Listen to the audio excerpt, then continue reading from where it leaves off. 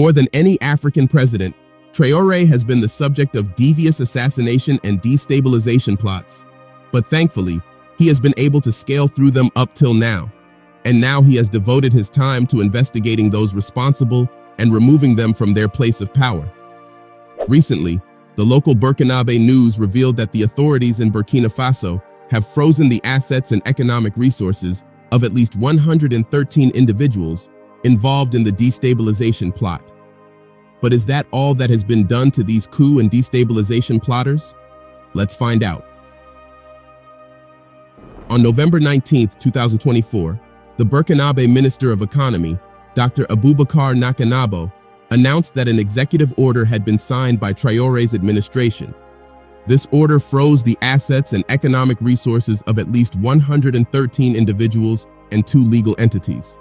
Among the 113 individuals are the former military junta Paul Henri Damiba, the 2 former foreign affairs ministers, Gendarmerie Général Djibril Bassole, journalists Ahmed Barry, Abdoulaye Barry, Newton Ahmed Barry, and the former deputy mayor of Dori, Aziz Diallo. The order also affected some officers who have already been dismissed from the Burkinabe National Armed Forces. These military officers were Ahmed Kinda, the former commander of the National Theater Operations Command, COTN, Yves Didier Bamouni, and Romeo Uwoba, former commander of the Special Forces. Now, the order further revealed that all these people worked together to orchestrate the devious plan to destabilize Burkina Faso and overthrow President Traore. The executive order also targeted armed terrorist groups that are active in Burkina Faso.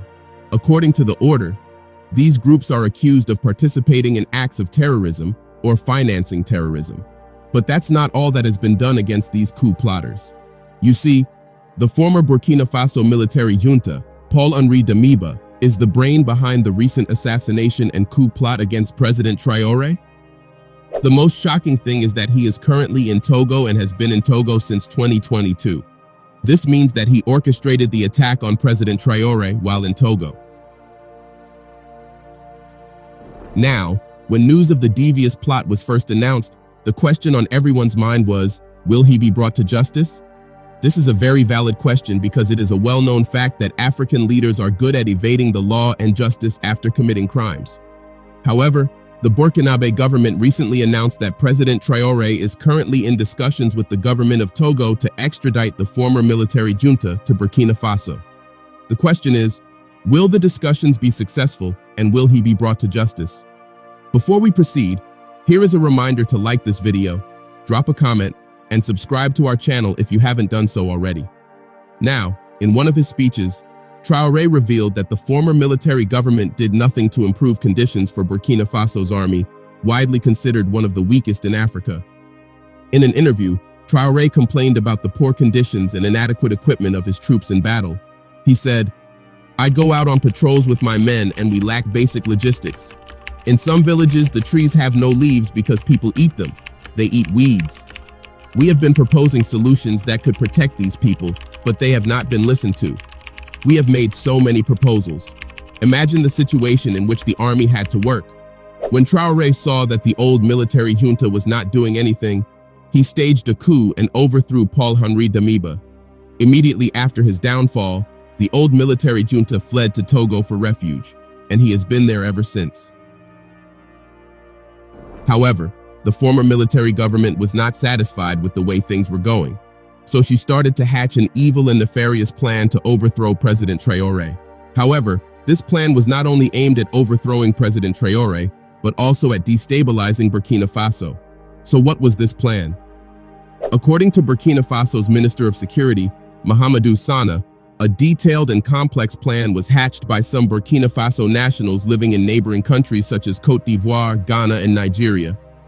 These people seem not to be happy with President Traore being in power and therefore decided to make a plan to remove him from power. According to the minister's report, those involved in planning the plot include some Burkina Faso civilians, military and ex-military personnel, all of whom are supported by Western intelligence services. Burkina Faso civil society and economic actors were also involved in the plot. The Burkina Faso minister also announced that several people have already been arrested and that the arrests were made in Niger.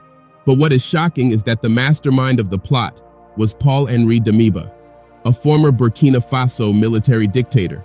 This man from Togo has worked with several prominent figures in Burkina Faso, including former ministers, journalists, and former members of parliament. The caliber of people involved in this destabilization plot shows how deep and comprehensive it is. These people have been working behind the scenes for some time to overthrow President Traore and take over the country. The fact that the former military junta is involved in this plot makes it even more shocking because when Mr. Traore was ousted, he seemed to accept it with dignity and quietly resigned.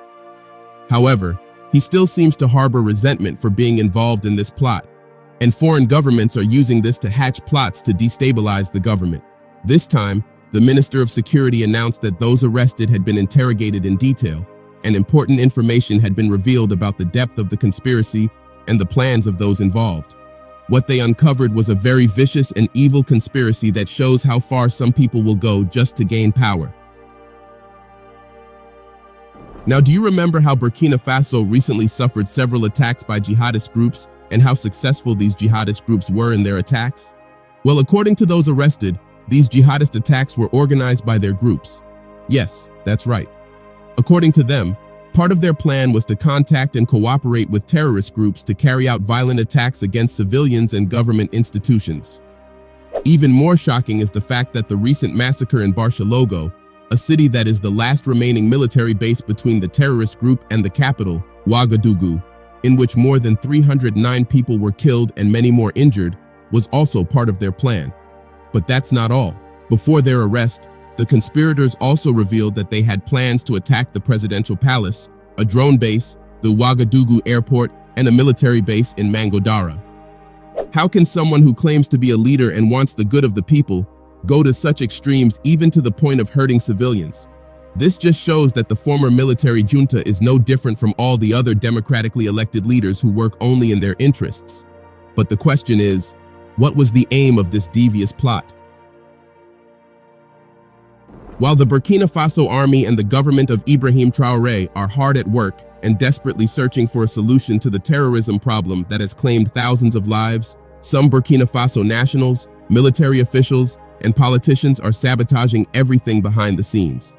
These people have deliberately contacted JNIM, one of the most dangerous terrorist organizations that has terrorized the Sahel region for several years, to provide them with information and support their attacks on their own people, resulting in even more injuries and deaths.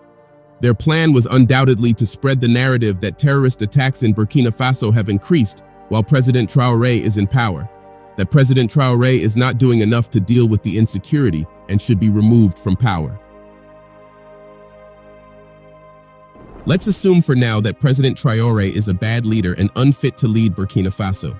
The question is, would a good leader collaborate with jihadist groups and kill civilians and soldiers in order to remove himself from office? The answer is a resounding no. But as we said, Paul Henri Damiba's actions simply show how evil he is and that he is unfit to be the leader of a country. Yes, anyone who thinks that the lives of civilians and soldiers are not important to his personal interests is unfit to be a leader. Fortunately, Burkina Faso authorities quickly identified the plot, arrested several involved parties, and thwarted a significant part of it. Now, the Burkina Faso government has launched a special counterterrorism operation aimed at neutralizing the remaining threats. The government has also warned that such destabilizing acts will no longer be tolerated and called on the families of the conspirators to report and distance themselves from the subversive activities. But President Traore is not just going to launch a special counterterrorism operation. No, he intends to bring Paul Henri Damiba from Togo to Burkina Faso to stand trial.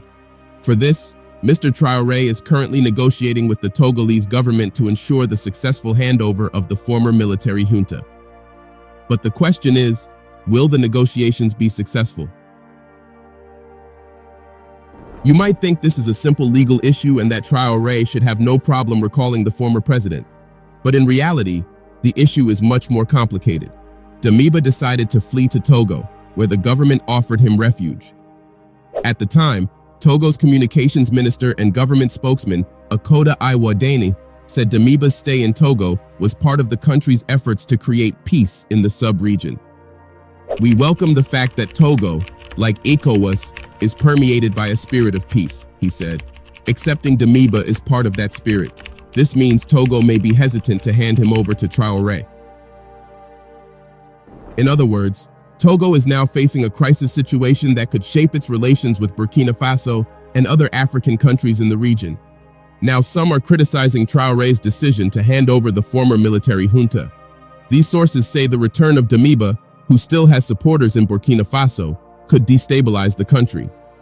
If he were to return, they argue, these followers could emerge and cause riots and political crisis. To be honest, these critics are right. But the fact is that Burkina Faso's former military junta continues to wreak havoc in Togo. So wouldn't it be better to bring him back to Burkina Faso to make him pay for his crimes? Traore's decision to put the former junta on trial raises a very important question.